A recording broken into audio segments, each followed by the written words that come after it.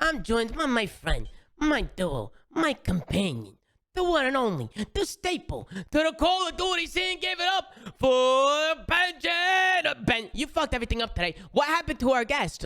What happened to our guest, Ben? Let everybody know what happened. So what happened today? It's a little bit of miscommunication, I think. What happened today is Ben can't fucking read. This motherfucker can't read, chat. He can't read. I don't know what the fuck's going on.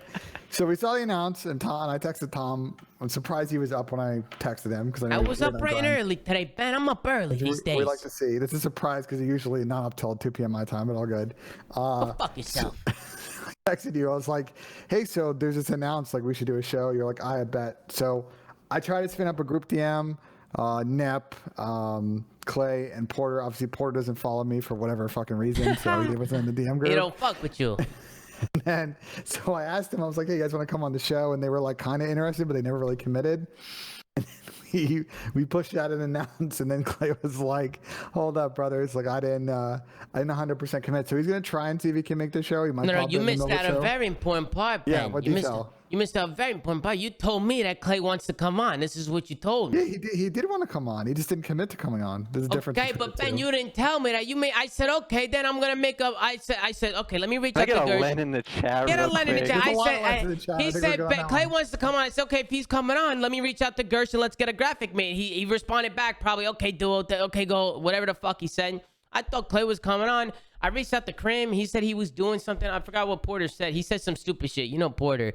He said some stupid shit. He just can't. Actually, Porter really wanted to come on. He actually did and answered some questions, but he was busy. He had some stuff that he had to do. Busy what? Being at the gun range? Like, what's going on? I don't know. I forgot what he said. I think it was kind of personal, so I'm gonna let I'm not gonna say. Okay. And then I think Neptune got caught up. He said that he's out with his mom right now, and then he can't make it back in time. And then no response from Paco. I don't know what Paco's doing. Paco's just doing his own fucking thing. Paco's in France, is he not? Yeah, he's still in France. Yeah, so it's late as fuck over there, too. It's late in France, I'm pretty sure. So I'm not sure what's going on. But we got JP, guys. We got the analyst from the New York Subliners joining us today. JP, thank you for coming through on short notice while everybody else, I'm not even going to say bailed because they never fucking committed. While Ben fucked everything up. No problem. Yeah, I mean, I'm just here to save the day, I'm just on the back burner. JP, I feel I'm like the old reliable, Bro, JP, I feel like people don't know much about you, to be honest. Like, have you ever been on the flank? You have, but like, have you? I came on once when after we won, like when we on the full team thing, but not like a full actual like interview type. Oh well, JP, now that you're here, I mean, why don't you tell the chat like a little bit about yourself? How did you get into being a professional analyst for like an analyst for a professional Call of Duty scene? Or Call of Duty team? Like, how did you get into that? How did you get your opportunity? How did you get to where you are now? Because I'm sure there's a lot of people in the chat that are interested in being an analyst one day. Yeah, so I guess it started around like Ghosts, like beginning of 2013. I started doing the COD Stats Twitter. Basically, at that point, there was no, person or organization keeping stats for professional Call of Duty. So at that point, it was me and a bunch of guys on Reddit. Taking screenshots of scoreboards, posting them online, and just having an actual like historical like record of how teams and players were playing at all the events. So I did that for a long time, and then I got lucky enough because I'm in the New York area that I ended up landing like an internship with MLG at the MLG offices in the city, and that was like a super good experience. Like Puckett basically sunned me, and I started writing for the Esports Report, if anyone remembers that type of show. Yeah, back in like AW. I remember that. So that was like my big break, and then I started working towards like the production side of MLG, and basically any type of like stat graphic or any information being fed to the casters or analyst desk on the streams between like I would say AW and World War II or even Black Ops 4 were through me on the back end. And then from that I started looking towards opportunities to get on a team once the league started. New York reached out to me probably in like I want to say like April before MW came out. So they hopped on me early, and from there, I was hired as an analyst for the team because I had a background in the numbers and analytics of the esport. Yeah. But since then, I feel like I've grown into more of like an assistant coaching role. I think The numbers thing is something I still do, but I think in the last 2 years, my like IQ and game knowledge has certainly like increased and has come to a point where I'm more confident in the game sense of Call of Duty. And I think even in the first year, it was still me getting my toes wet and dipping my feet in, because at that point I had to gain your guys' trust, like you, Tommy, and like the rest of the other guys on the MW team. Yeah. Because I had never had that experience of like actually scrimming with the team or being in that practice area. So I had that 1 year under my belt in MW, and then Cold War came out. I knew I was getting more confident in my game sense and knowledge. Yep. And throughout the entire year, I spent more time, like less time on the numbers and more time on VOD review research, like in that sort of sense. And I think our preparation became like one of the best in the entire league. If you ask me or Bobble, and even Clay, like he was a big part of that too. But all of us as a group were really good on that prep side of the work. I mean, JP. So yeah, that comes up to you came a long way, bro. I mean, you just from back in the day, you were doing this stuff for free. Like you were just doing it because you enjoyed doing it. And now look at where it's gotten you. Yeah, for sure. I'm super lucky. Like the fact that I was doing this volunteer stuff, and then also MLG was located in New York City. Like it was all of these things that came into one that led to this, and I'm super blessed for the opportunity. Hey, you know what? I just remember you're basically what Ben wanted to be in COD, but Ben failed and you did it. Oh, shit. And now Ben's working at Esports Engine. Ben's doing good for himself. I'm fucking around. This is cap because I had some good moments in the Black Ops 3 days. We had some good vibes. Me and Ian. No, I just fucking with you, bro. We tried to hire JP at one point. JP, you and I talked like at World War II teams, and I tried to. Nah, Ben was doing crazier. Ben was fucking working with FaZe, and then he went into Esports Engine. I'm not as smart with that shit as JP was. I've seen the stuff that JP's built, and that's. Nah, you were good, Ben. You were good when we were on FaZe. You were good with that stuff. You didn't do a lot of analytics on FaZe, did you? You were more of like a manager type thing. No, I'm like my problem is like I was trying to do that shit in Black Ops 3, and I was really? too early. Yeah, do you not remember like in Black Ops 3, like in January, February, I was like sitting on those calls taking notes. Ian and I were talking about whether or not we the best ban fast hands against people. Like we had like a whole tech strategy going on. I didn't know you were actually pursuing being an analyst though. I was completely just joking, just fucking around. I had no idea you were actually trying to be an analyst. But I think it worked out for you, Ben, because you're doing big things now too. You know, so I think it all worked out for everybody. Yeah, but everybody's valid. But listen, look, we're gonna talk about a little bit. Oh, okay, we got a Clay tweet actually before we get into it. Clayster actually came in and tweeted about you, Ben. Yeah, I know. He said, laugh my ass off. Old Ben asked me if I could come on, and I said I was out and about. Can I get a Lent in the chat, please? Tomorrow I'm down. Tomorrow he's down. So now we're gonna get him on tomorrow. Okay, double flank in the chat. A double flank. I'm down for a little double flank. But listen, for those of you wondering, the reason why we're having a flank today is because New York announced their roster. It's gonna be Crim 6, Clay, Neptune, and Hydra going into the Vanguard season. Personally, I like the roster. I do have some questions that I could probably ask JP. I think just all the rosters on paper have been looking really, really good, to be honest. I think a lot of it's up in the air about, kind of what they're going to be doing and how they're going to perform. But I do want to show you guys some of these videos that New York Subliners did release on the announcements. We're going to start with Clayster, and then we're going to move on to Neptune, and then we're going to go to Crim. And then where's the Hydra one? Did they not upload that one to YouTube? Because I don't see that one. Let me see if I can find it. Because Paco, my man Paco's coming back, baby, and I like that. I like that a lot. They definitely posted on Twitter. Yeah, I got it. I don't like looking at Twitter because it's shit quality. But hey, we're gonna tune into the announcement videos, and we'll give you our thoughts and opinions.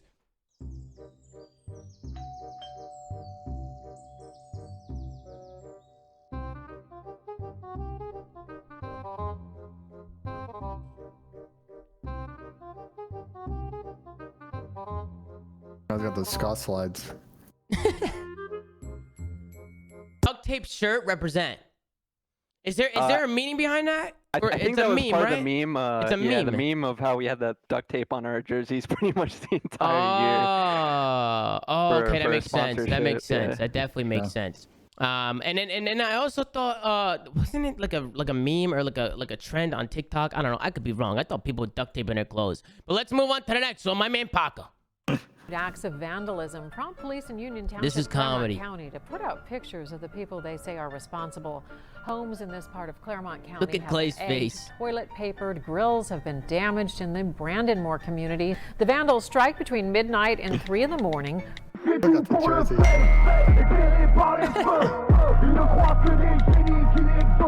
One suspect appears to record the crime on his cell phone. If you know who these people are, call the Union Township Police Department.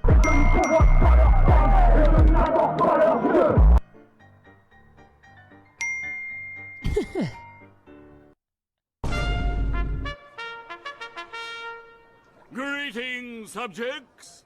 And then they end with the SpongeBob shit. Okay, man. I love how he just says okay. You know, because fucking Paco, Yeah. he's always saying okay. You know, just one word. He actually He is. He says okay a lot. It's just what he does. And then we go on to the next one. They obviously ended the Hydra announcement with a little, snippet to the Neptune announcement. Let's go on to that one. And I think they were all kind of average until we get to the Crim 6 one. I thought the Crim 6 one was phenomenal. I thought that one was really funny. But let's watch this one. Now to this next point, Neptune finds number 4. This is unbelievable. He's still holding the line and seemingly alone. He does have some support now to work with. Has to comb through the bushes and take care of these members of the LA Thieves. There's another one from Neptune. This is unprecedented gameplay from the young man. He may have just won his team the match. All on Neptune. All on Neptune. That was clean. That was super clean. Short, but cool. It was short, but it was clean, and it got to the point. You know, Ben? It's a good teaser. These like mixtape videos that people do, they get kind of like they're all kind of one the same. But I like that one. A little 3D flair was good to the point. Then we got the Crim 6 announcement. This one was over a minute long. Let's check this one out. I love this one. This one was so funny. I love this one. Let's tune in.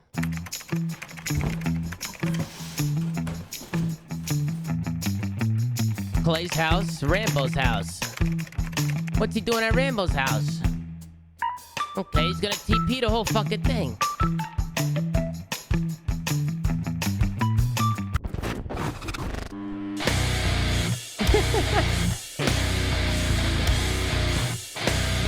Clay got some experience on that from his West Virginia days. What's up, Duo? What's up, Duo? Check that out. Industrial strength, night vision goggles. Imagine we had these when we were 12. Even better, we got them when we're 30.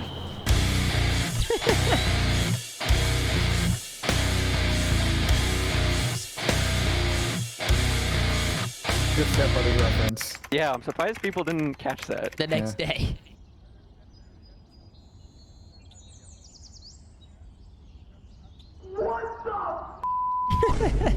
That's good stuff, bro. That's good stuff for sure.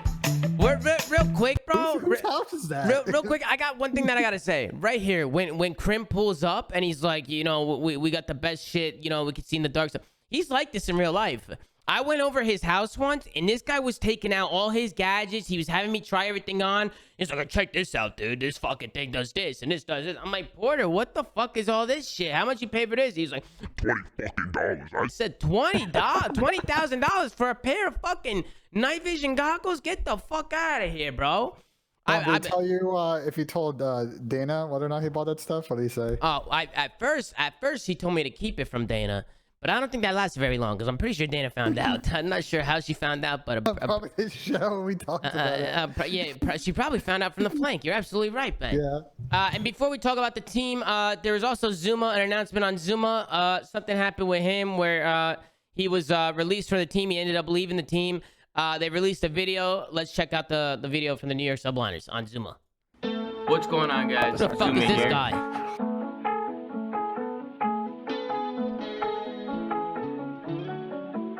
So you're talking about my balls, but you sit down when you pee. So what's that all about? Comfort.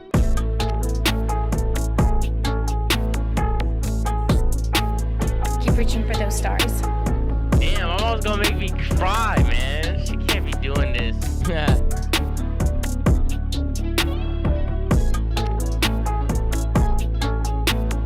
You're not getting me with this stupid shit. Joe told me that one. You know Joe? Joe who? Joe. Fuck.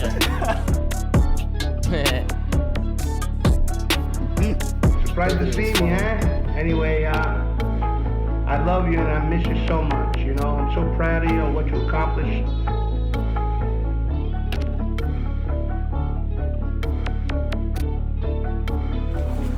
We're out. Arrivederci. I need to see Papa Zoomaa again, bro. It's been too long. I know, bro. It makes me tear up when I see him too, bro. I just fucking, I can't help it. Shout out to Papa Zoomaa. Shout out to Mama Zoomaa. And shout out to the, oh my God, Shotzi's video's playing. Shout out to the New York Subliners, man. Obviously, things have been changing. Obviously, no bad blood at all with the New York Subliners. I love those guys. Had a good 2 years over there. Opportunities were put in front of me, and I think at the end of the day, you got to do what you think is best for yourself. And I think it's nothing but respect for me, at least, over to everybody at the New York Subliners. Thank you to everybody over there for everything that they've done. I'm excited to see what they do with the team or how they play moving forward. And obviously, I'll be rooting for those guys. You know, New York will always have a special place in my heart, just because it's NYSL and I was there for a couple years. You know, so. Shout out to them. Thank you for the video. Just wanted to give them a little thank you for everything, you know, because they've obviously released a video and they showed me some love. So in terms of what's happening next, an announcement will be soon. I'm hoping that the announcement can hit sometime early next week or this weekend. Once that does happen, I was thinking about running an emergency flank for my own announcement. It was just some ideas that people brought to me, and maybe Ben can interview me and Ben can be the host for a change. What do you think about that, Ben? Yeah, I'm down for that. Let's get it there. Let's get it going. It might be a little trolly, but I think it'll be a lot of fun. I think people want to watch it. It's a good flip on the format. But hey, guys, announcement soon. You guys will hear about it. Hopefully early next week. And I'm really excited. I'm really excited to show you guys what's happening next. But let's talk about this team a little bit. Crim 6, Clayster, Neptune, and Hydra. Now we've talked about it a little bit because again, Crone fucking leaks everything these days. So we pretty much have a good understanding of kind of who's going where, stuff like that. For me, I like the team. I like it. I have a little worries just because, you know, obviously with Florida, a lot of people said they had ASMR comms. Not sure how Neptune's comms really are. I don't know really much about his comms. I thought he was on the quieter side. I'm hearing he's not. I'm hearing his comms are fucking insane. I'm sure JP can tell us a little bit about that. Obviously, Paco. He's from France. You know, he's had English problems, but which is understandable. Obviously, it's an uphill battle. I mean, he's learning another language. He's got to. Yeah, I mean, for me, bro, the kid's got nothing but my respect because I was talking. See, I went out to breakfast with Dylan attached the other day. Me and him went out to breakfast. Okay. And we were talking about this, and I said, Dill, go fuck yourself, man. I said, Dill. What if we were playing in a French league and everybody around us spoke French and we had to learn French? How do you think we would do? And me and Dill just looked at each other and started shaking our head. And he's saying, you know, you got to give Hydra a lot of credit because he's coming to a whole new country. He's speaking a whole different language. It's one thing to say little words and to actually understand it and, you know, react to it in the pace that he needs to in the middle of a professional Call of Duty match. Like, you need communication is such a big thing. So while it is something that it's a hurdle that they're going to have to get over, I think they can get over it. And I think, you know, Paco, for me at least, Hydra, has my utmost respect. Sorry to cut you off. No, the biggest thing for us, at least last year, it wasn't even like sort of the communication, but more so the understanding of like concepts. Like, obviously there were a few words that we had to go over with him because he obviously never heard of it. Like things like collapse. So things like we're trying to break a hill, we want to collapse. Wait, speaking on the of hill. collapse, didn't Clay scream collapse once and Paco said, huh? Yeah, exactly. What is collapse? So you hear in the listenings, especially in the matches, he definitely he knows English. He can calm English. That isn't the problem. It's more so the getting on the same page and understanding that in the moment. And I think you hit that nail on the head. Yeah, it's just understanding. It's being able to react off the fly, you know, like that instant reaction. Like if somebody says behind you, you need to react instantly, you know, like it's stuff like that. Mama Zoomaa in the background, she's visiting from Jersey. How you doing? Welcome to the flank, Mama. And the thing with that is that it's like it's always got to get better, you know, like he's playing with us more. He's going to be, you know, taking English lessons. Like that's always something that will get better. Like it's nothing you can like basically get deterred from, you know, at a certain point. And then after you look at the two young guns, Hydra and Neptune, which listen, man, in terms of ceiling and potential, those kids are through the roof, bro. I mean, you saw some of the shit that Neptune was doing this year. I mean, that kid was getting compared to Shotzi with some of the maps he was showing, just some of the things he was doing around the map. And I think one thing that Neptune didn't have on Florida was structure and people to guide him and help him learn COD and teach him the ropes, teach him the game. Now, he's got Clayster and Crim6 to teach him the game. And I don't know about you, Ben, but that's a good pair to teach you Call of Duty, isn't it? Yeah, I mean, I like that combo. Look, Clay and Crim as a duo have an insane placement record, an insane win record. So I see that, Cam. My biggest question with that duo is, I thought Clay had a decent year. Obviously, he had some ups and downs, and he talked about a little bit on his stream, kind of what he was going through, sort of from his mental health perspective, and the moves he had to make. Look, on the Crim side, let's not sugarcoat it, right, Tom? We keep it real on this show. I don't think Crim had one of his best years last year. I think he even came on the show and sort of admitted that. So, if this team wants to hold the rings at the end of the season, Crim's going to have to step it up and be up there with the top ARs. Mm-hmm. But I don't think anyone can sit here and say that this team doesn't have a championship ceiling. I kind of like the thought here. To your point, I think there are definitely, every team's got questions. This team is just like those. I think there are some questions that we, as pundits and analysts, definitely want to ask them and see if they'll follow through and be up there at the end of the season. No, I like that. I like that you said that every team has question marks, because you're right on that. I think every team's gonna have their problems for the most part, except for FaZe, maybe Atlanta FaZe. They have their problems. They have their problems. They do have their problems, and that's another thing too. Like for next year, I'm curious to see what happens with FaZe. Look, can they keep on having this dominance? Can they keep on doing this? That's something that we're gonna have to pay close attention to, especially with the whole league being so talented. But we'll see how it goes. I think New York has a good team to set themselves up for success. I think the most important thing is, there's gonna have to be some respect amongst the players. I think the younger players are going to have to really respect Clay and Crim and make sure that they're actually listening and, gaining all this knowledge and using it, because sometimes the young guys, it goes through one ear and out the other and they don't listen. And I think it's going to be important, JP, that everybody's on the same page, because if they're not on the same page, you guys are going to get shit on. There's too much talent. And I think me and Bob had talked about this like in the weeks leading up to right now, but I think one of the main priorities we want to set in stone is like we want to have their voices be just as impactful as Crim and Clay's. Like if we can get them talking as much as Crim and Clay after every map, like that's going to be super beneficial for us. If we can all get on the same page that way, like we obviously don't want it to just be us and then Crim and Clay talking after every map. It's going to be a system where me and Bobble are talking first, then the younger guys, and then the older guys. Yeah, I like that. I like that. I like that you guys are putting a system set in stone. That way, there's no confusion at all when you guys are going through practice. Everybody will have their chance to speak. And I just like that, JP, because it gets everybody involved.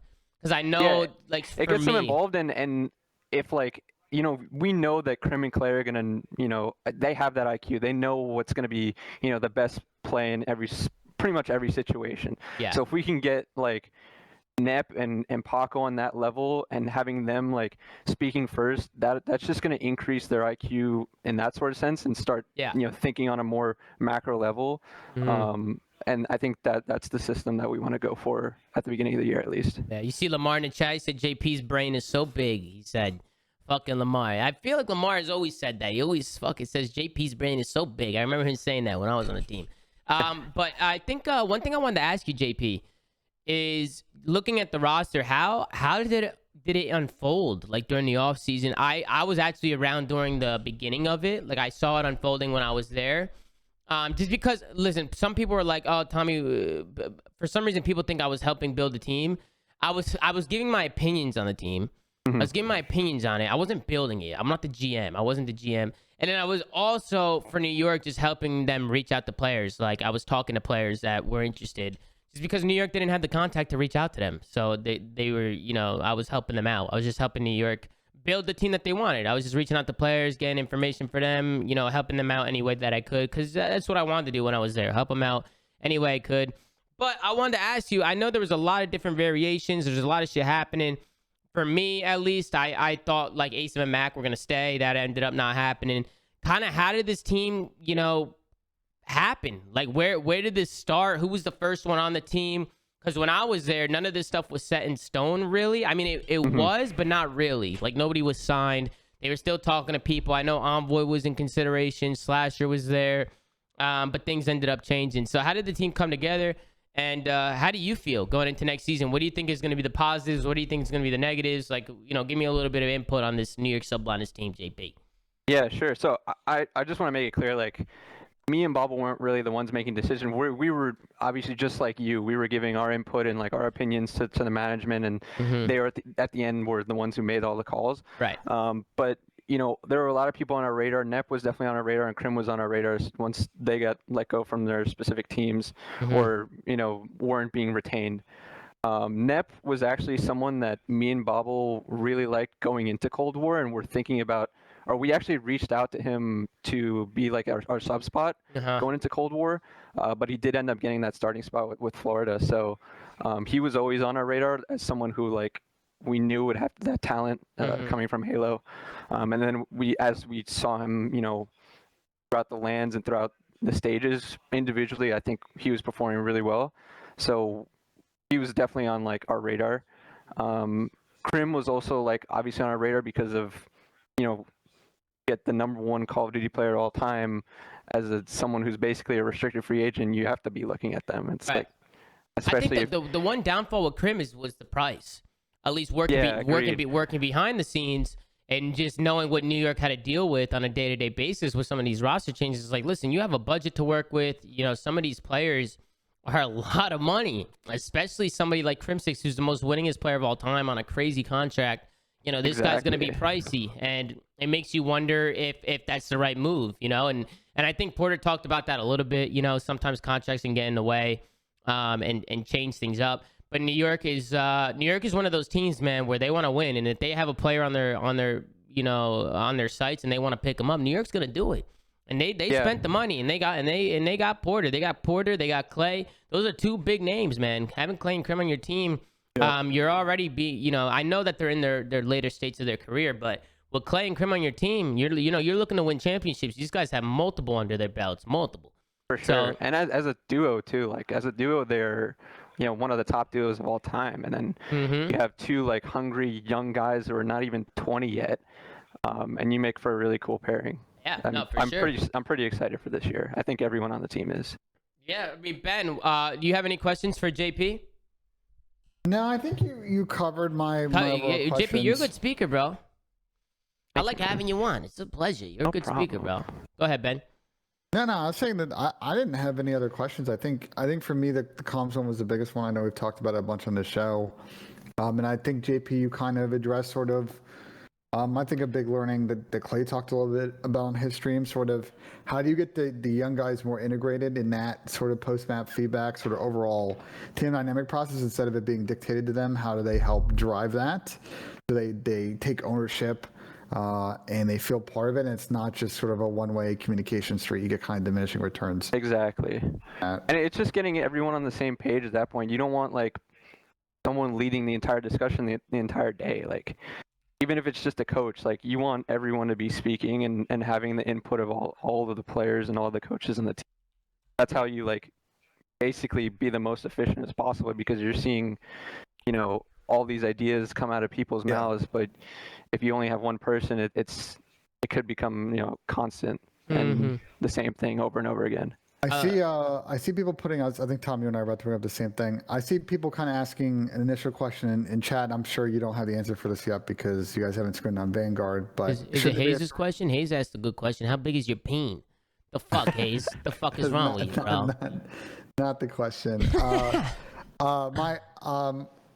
My question for you is sort of obviously if there's a 3-sub meta, someone between Clay and Clem are probably gonna have to run a sub. Like if you guys kind of discuss who that is, or you're just gonna kind of feel it out based on how scrims go.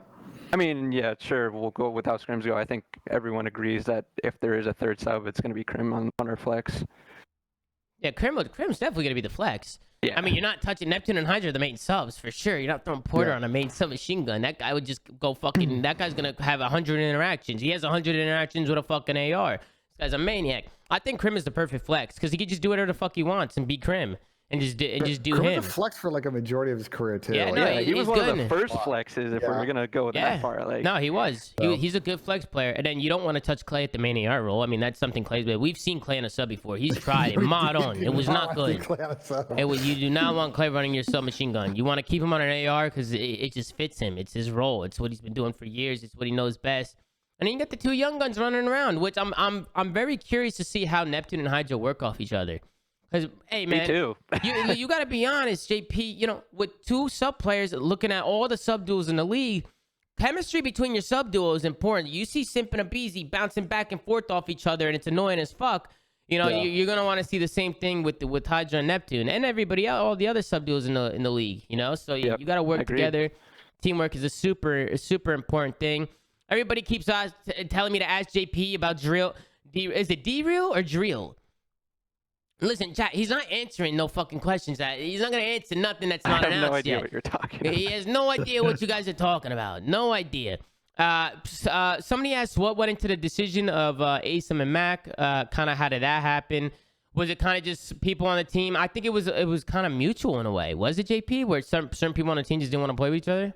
Yeah, I think that was the basis of it. Like, at the end of the day, they just didn't want to team with each other anymore. You're gonna have players that don't want to play with each other or do want to play with certain people. So that's just how it came about. Yeah, I mean, Mac ended up on a good team with Seattle. I think Asim ended up in a good spot with LAG. You have Asim with Slasher, Gunless, and Hook at LAG, and then you have Mac with Sib. Who was it? Sib, Lamar, and then what's the guy's name? The guy from Australia, Pred. He's Australian, right? He's from Australia. I'm glad those guys got on the team. Like, I'm excited to see this Pred. I'm excited to see Pred play because this guy is fucking nice. I've heard Lamar teach some young guns, and listen, we've had Dante on the show a couple of times. He's fucking nuts. Lamar's gonna have to do some work there, but it's not the first time Lamar's done in his career. He's taken a lot of guys of that ilk and turned them into not just one-time winners, but you know. I just made the sign of the cross for Lamar. I just made the sign of the cross. Lamar, you got a lot of work to do, buddy. You got a lot of work to do. I'll be watching, Lamar. I'll be watching. You know, I'm excited to see what that Seattle team does. I think for me, bro, Sib is talented as fuck. He really is. I'm curious to see how he transitions into the professional Call of Duty league because, you know, it's a different ball game, bro. It really is. You have to work as a team. You have to. So I'm curious to see how it all goes. Somebody said mid-season collapse question. Mid-season collapse question. What the fuck is that, St. Ray's? Why did the team collapse mid-season from his POV? JP, why do you think the season why do you think everything, you know, hit the fan for New York? Because New York had a lot of ups and downs this year, no? Yes. I mean, we had a great stage 3, and then, I mean, once, you know, we stage 4 hit, we started off pretty good in stage 4, and then I think we got like 3-0'd by Toronto. And that was the day that we knew that Sim wasn't going to be able to come to LAN.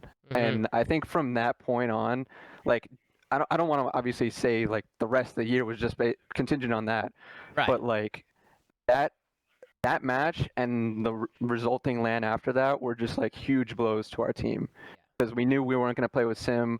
Like, we were trying to find a fill-in. Like, we didn't know like how we were going to reach our potential because we had just come off like a second place to Atlanta where we like could have technically been up 4-2 in the finals. Like, there were 2 1v1s that were so huge that we could have been up in that series, and then we're, you know, going to the situation where we might not even be playing with our full team at the next LAN. So that was a huge blow to the team, and trying to like rally them after that for stage 4 was like super hard just because we were playing with a fill-in. Yeah. So, I mean, listen. Super unfortunate. The second half of the year for the New York subliners, things were not going their way. Things were not going their way. I think one, the visa issues didn't help. That chalked up in an event. I think that was mentally draining for the team enough. I think Clay was starting to mentally feel things, you know, feel pressure. Yeah, and let's not forget, like, you at the beginning of the season, like, we were, you know, looking to play with you, and once, you know, the thing with your thumb happened, like, and you told us that you were stepping down, we were like devastated because we were like, oh, this is our team. Like, I mean, bro, you remember the call? You remember when I hopped in a call with you guys? I was in tears, dude. I was in tears. Super depressing. It was sad, bro. It was sad because, it's one of those things where you can't really, and I wanted to do it before the season. You know, I want to make sure you guys can get out and practice and do what you got to do. And that's not a knock on like obviously Sim or Diamond Con for sure, because those two guys like super stepped up in their like abilities to play with us. Like I mean, Sim played the entire year with us, and he was godlike. So yeah, no, he was doing his thing. But I think you guys are gonna have a good year this year. I feel like you guys have all the right pieces. We'll see how it goes. I'm excited to watch you guys play.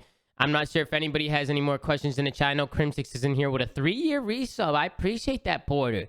Welcome to the fucking chat. On mobile, I guess, or is he in his setup? I don't know what he's doing. I really have no idea. JP's thoughts on a social team and their trash talk game. Subliners do. Hey, subliners do. Is that Gersh? Who else would ask that question? He's tier 1. He's tier 1. Who else would ask that question? I got Gersh on my side with the flank too, running socials, because this guy's the best in the game, without a doubt. Gersh is the number one. We gotta shout Yangs too, and the rest of the team. There's a bunch of other people, right? and Matt Lucero and everybody, Adrian, everybody, Francis. They've really stepped up since the year 1. Like the year 1 with the content, like they've improved so much, and I'm like super proud of them. Yeah, no, the content's been good. And listen, you got to give some of these teams a break too. They're coming into the Call of Duty scene. A lot of them don't know how content works, or how to do any of this stuff. They're still learning, like they're learning as time goes on. And I think that's something, you got to think about when you're looking at some of these teams. We got D-Real. I'm sorry, is it D-Real or is it Drill? I'm so sorry, Drill, if I'm fucking up your name. But he's in it. Keep apologizing. But he's but what do you mean capable? What do you mean? What's wrong with you, Ben? Because you're keep going, man. This derailed you. Fuck you, motherfucker. He said, "What about it works for you, JP?" That's interesting. That's some intel going on here in the chat right now. Who you're live at the flank? I've never seen Drill come in here, but we're talking about the New York subliners, and all of a sudden he's popping up. So that's interesting to me. Let's get an intel spam in the chat. But I think, JP, I do want to thank you for coming on the show today. Obviously, things hit the fan a little bit because Ben thought that we had some guests coming on. We have a bunch of questions on Reddit for Clay, and I guess we'll save them. We'll save them, and we'll get some of these questions answered for you guys as time moves forward. Again, there's a few announcements that we're still waiting to hit the fan, bro. We're still waiting for that optic shit. We're still waiting to see what's going on with DC. Apparently DC is coming in. Apparently their name's Demon Cats. Let's ask this. Vivid. We gotta talk. Okay. Go ahead. No, go ahead. Ask JP. No, because we're gonna ask about the Vivid thing. Like, what we have. I was just gonna say, but I was gonna talk about Vivid. Because I know you approach it getting different than others. Like, if you're DC or Paris at this point, right? You're kind of a little late to the game. A lot of people are on rosters. Like, what is your kind of base approach and how you want to build your team at this point? I know. I mean, everyone that comes on the flanks has Reese Vivid, and I would agree. Obviously, if you want to build a team, though, I'd feel like go with like some of the Western guys. I mean, they'd proven it last year that together they were like dominant in the challenger scene. So I think the easiest way is to build a team based on a team that's already like has chemistry and is already a core 3 or 4. So. That would be my way. I'm gonna be honest. I like the rumor. I like the Demon Cats DC team rumor with Zinni, Vivid, Paul X, and then a fourth. And that fourth could be anybody. TJ, Donnie, Nato, right? Like, For sure. Speaking of Nato's a fucking animal, bro. I'm surprised that Nato is an animal, dude. I don't know why he's not on a team. Had changed his name and said he was 18, that dude would be picked up by a team. 100%. I don't know how Nato's not on the team though, bro. 100%. Like, I just feel like he's a known winner. He's won multiple events. He's been frying in challenges, frying. I think he was one of the best challenger players last year. Like, 100% he was. 100%. You got Decime. I see people talking in chat about Desi. There's just a lot of names. But I do like the Paul X Vivid Zinni trio. I would like to see Zinni get a spot on DC. I think that'll be really cool. But we'll see. We'll see what ends up happening. That's the rumor, right? That's the rumor. Methods, Vivid, and and I saw people like kind of sussing out because there are a lot of players that are declaring like that they're a challengers team right now. So people are just like either assuming that they're playing challengers. Not. I've kind of hearing around the league that like a lot of these rumors about either Paris or Washington, nothing's set in stone. So there's no like agreed upon team yet. So things are definitely kind of still in flux on that point. I agree with you. Would like to see if Zin's going to be on that roster. I'd like to see him pair with a Paul and a Reese Vivid, and maybe a Nato as a fourth. And I like kind of the speed of that team and sort of their flexibility. I think like for these 4 teams, the one thing to stay away from is picking up a collection of 4 kind of like leftover pros and just assuming that works we've seen that formula like has had limited success during the CWL years for stretches of 1 or 2 months before everybody caught up and those teams fell behind. But in the CDL years, those teams have really struggled to kind of catch on at all. Yeah, you got a lot of people asking about John in the chat too. You guys got to remember too, there's another spot over at Paris, and I'm pretty sure John's gonna land up on that spot. He's got to. I'm pretty sure John will land up there. Donnie's been talking about on stream that he landed himself on a team. Some people think it might be DC, like maybe a Paul X Vivid, Donnie, Zinni type shit.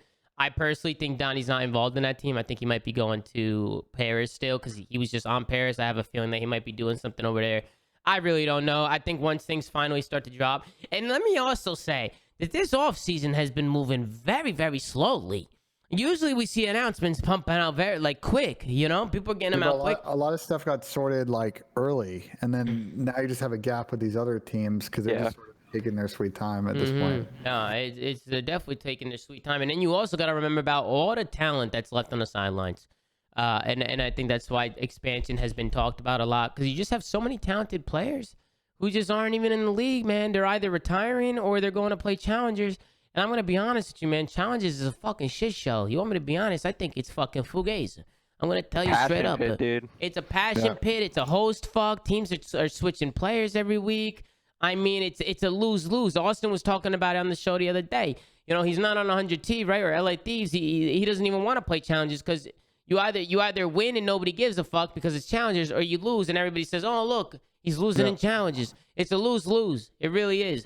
So, I don't know. Challenges is this whole sketch fest. It is entertaining as fuck. I love watching challenges. I'm going to continue to watch it. If you actually know Call of Duty and you know your shit, and you really pay attention to everybody individually in challenges, don't focus on the results. Focus on individual talent and kind of what some of these guys can do. There's a lot of talent down there, man. So a lot of these players in challenges are going to be going through the fucking gauntlet trying to get into the pro league. So it's going to be exciting, man. We got an exciting year of Call of Duty ahead of us. I'm very, very excited. JP, anything you want to say to everybody watching? You know, there's a lot of New York supporters in here. Anything you want to say to the fans? Just thank you for all the support the last 2 years, especially with our teams, and hope you continue that support into next year. I think we're all excited to put on a show with these core 4 that we announced, and hell yeah, bro. I'm just super excited. It's gonna be fucking lit, bro. I'm so excited for this next season. I keep saying this every fucking episode. I say the same shit. Ben, anything you want to say to anybody watching? Any final thoughts on the talk we had today?